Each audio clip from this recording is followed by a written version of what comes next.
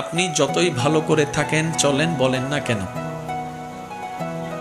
আপনি সমালোচনা থেকে বাঁচতে পারবেন। কিছু সত্য আছে মানতে না চাইলেও মেনে নিতে হয়, বাস্তব। আপনি যতই ভালো করে চলেন, করেন, থাকেন, বলেন না কেন, সমালোচনা, বদনাম থেকে আপনি কখনো বাঁচতে পারবেন না। আপনি এর কাছে ভালো হলে দুইজনের কাছে আপনি খারাপ নিশ্চিত হবেন। সবার সাথে কখনো ভালো থাকা যায় না, পৃথিবীর সবাইকে খুশি করা যায় না, কিন্তু আমরা বোকার মতো সেই মানুষকে বারবার খুশি করার জন্য চেষ্টা করতেই থাকি, অক্লান্ত পরিশ্রম করতে থাকি। শ্রদ্ধার সাথে বলি, মানুষকে নয়, ওই মানুষের রবকে খুশি করার চেষ্টা করা দরকার। কারণ এই মানুষ কখনো আপনাকে আমাকে থ্যাংক ইউ না দিলেও ওই রবের রহমত আমাদেরকে ভরপুর করে দিবে। সুবহানাল্লাহ। তাহলে সমালোচনা, বদনাম আপনি যদি মনে স্থান দেন, আপনার মন বারবার আঘাতপ্রাপ্ত হবে, কষ্ট পাবে।